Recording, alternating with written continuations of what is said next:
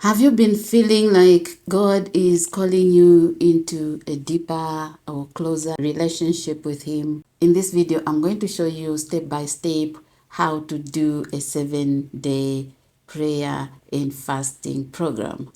In case you want to do it at another time by yourself, you will have this video to come to. Hallelujah. Praise the Lord. There are many things that I'll talk about that you already know, and you just want to add some nuggets, some small things into your knowledge box. Hallelujah. Praise the Lord. The purpose of all this is to pray and see results. You don't want to embark on a prayer and fasting and all the time you do not see results. In the upcoming prayer and fasting, which is starting on the 26th of this month until the 1st of April, you want to be part of it. I am going to be showing you how it should be done, but I want you to be ready because I know that it will prepare you. But every single day we'll be doing something different so that your fast is not in vain. Jehovah God does not call his children to seek him in vain. He is not a wicked father. Hallelujah. There are things that you have to put in place.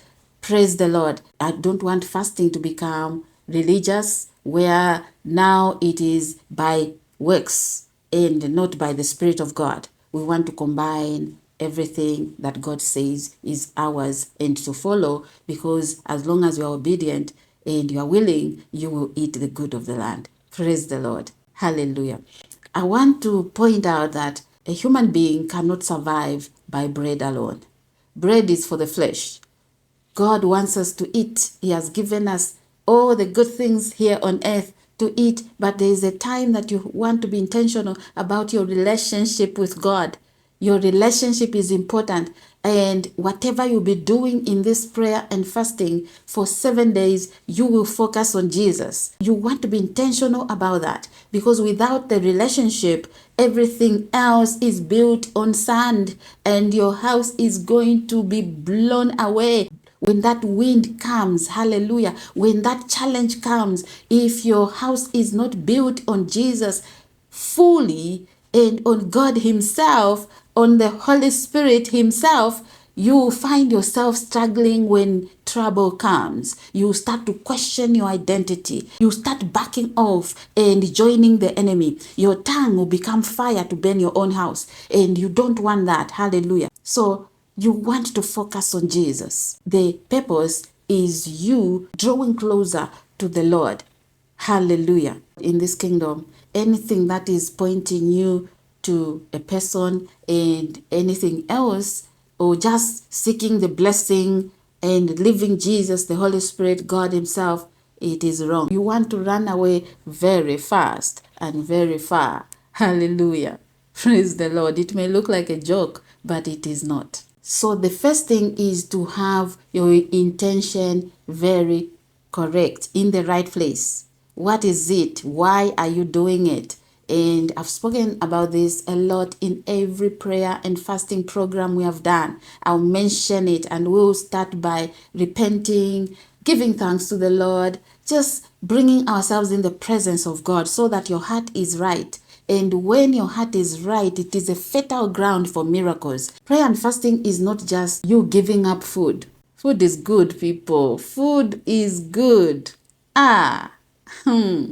I love food too. But you are giving up that food for something greater, something beautiful, something that is going to change and shift things in your life. Do you know that what you have seen cannot compare to the unseen? What you have not seen, that's why the just shall live by faith. What you have not touched, and you touch it by your faith, it is greater, far greater, hallelujah, than what you are going through and things you have touched here on earth. So even if your life is crumbling down, all that is useless. Focus on the unseen. What God says is to come into your life, and that breakthrough can supersede anything negative you have gone through. Jehovah God wants to shift things. So you want to have your intention correct. You want to have clarity. Clarity comes by seeking the Lord, and by praying and fasting flesh is nailed to the cross, and you can hear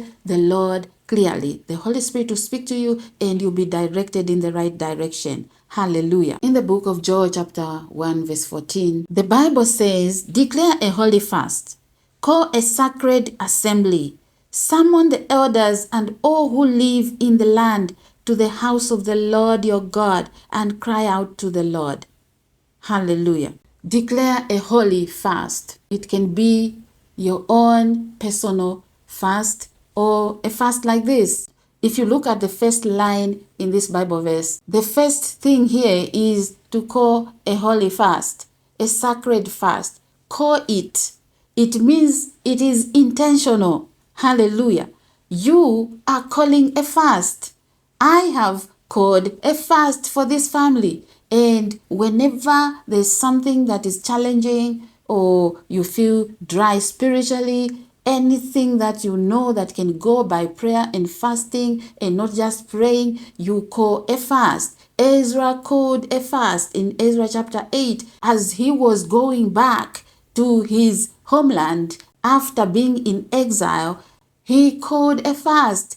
He said, I don't want to depend on help from anyone else because I've told these people, remember we have enemies around. We have those that are watching our lives and they are looking to say, now the challenge has come. Let's see what this person is going to do. But you are going to call a secret fast. You can even join a corporate fast like this and you will see God move in your favor. Things will turn around in your favor. Hallelujah.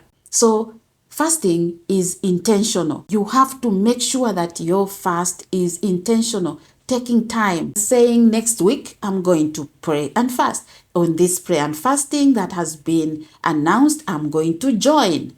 It is intentional. Hallelujah. Number 2 is to know the type of fasting you want to do. So this one is a 7-day prayer and fasting. Next time you want to do your own personal prayer and fasting, you are going to choose. Is it a 3-day prayer and fasting? The grace of God is sufficient for you. You can call a 21-day prayer and fasting. Anything that the Holy Spirit says, this is the type of prayer and fasting that you need to do. You're not just following the number. You want to ask the Holy Spirit, why 3 days, for example? If you are doing an Esther fast, you want to be able to understand what is involved there. It is not to impress people. It is not to say everyone else is doing an Esther fast, so I can also do it. No, you want to ask the Lord, why? Why am I doing this? Is it to impress God, impress people? If it is by works, you are going to come out of that prayer and fasting wounded and disappointed. Why? Because flesh has taken over and it is just your ego that is being fed. But you want to feed your spirit man. And that is a magnet now to magnetize more of God. Hallelujah. Because God is spirit, the Holy Spirit is spirit, Jesus is spirit. So when your spirit man is stronger, you can connect very well and you will know him and he will speak back to you. Praise the Lord. The next step is not to enter into a prayer and fasting program casually. You want to prepare spiritually because many have become casualties, victims. Hallelujah. Why? Because they are casual. Everything is familiar. I know this. We have done a 7-day prayer and fasting before. So you just enter into it casually. You don't want that. Prepare spiritually. Set time aside to be intentional about your day and every day. From day 1, what are you going to be doing? You will be praying. You prepare maybe your meals in advance. Maybe if there's help at home, you will delegate. Hallelujah. So that you free up some time to be in the presence of the Lord. With that kind of intentionality, the Lord sees. El Roy watches and he knows the effort that you're putting into it. Anything that you remove physically, replace spiritually. So if you remove food, you want to replace that physical food with the spiritual food. Hallelujah. And that can be just being in the presence of God, worshiping and enjoying his presence and saying, okay, I wake up and I meditate upon one scripture, I pray, things like that. Hallelujah. Every meal that you remove, you want to replace that physical meal with spiritual meal, and you will see your prayer and fasting very successful. You have tangible results. Hallelujah. The next step is to make sure that your prayer program has a structure. You want consistency in these 7 days and beyond. You want to make sure that you are praying at a certain time, reading the word of God, worshiping, so that your fasting is not in vain. Give this prayer and fasting program a structure so you are consistent. Hallelujah. A system that you are going to follow. I wake up, I do this. On day 2, I am going to do this. Prepare. This is something that I wish I knew when I was just a young child of God. But praise be unto our God that God's grace is sufficient. Hallelujah. The next step is to understand that the enemy is going to fight back. As you'll be praying, you know that the opposer is not going to fold his arms. He's going to fight back. So he'll fight back by throwing more hunger on you so that you give up. And he knows that there's a breakthrough ahead. So he will stop you in the middle because you are so exhausted. Maybe you are too tired, or maybe you are overwhelmed and you're feeling so hungry. You can take authority over hunger. Hallelujah. You can say, hunger, I bind your sting. You will not conquer me. I conquer you in the name of Jesus. Hallelujah. The secret is to replace all that with the word of God. You want to use that as a weapon. Praise the Lord. So when you feel hungry, just know that that is opposition. Maybe distraction, overwhelm, things just happening, maybe bad news. It is not time to give up, people. It is time to understand spiritual things and to know that the enemy is fighting back. Things may even fall apart even more on day 2, on day 3. And what are you going to do? You want to stand firm, continue to do the will of God, and continue to read the word of God and fight back even more, knowing that this is a temptation. Because Jesus was tempted. Who are we not to be tempted? Hallelujah. The last one is to end your fast well. If it's eating, break your fast well. Do not wreck your body.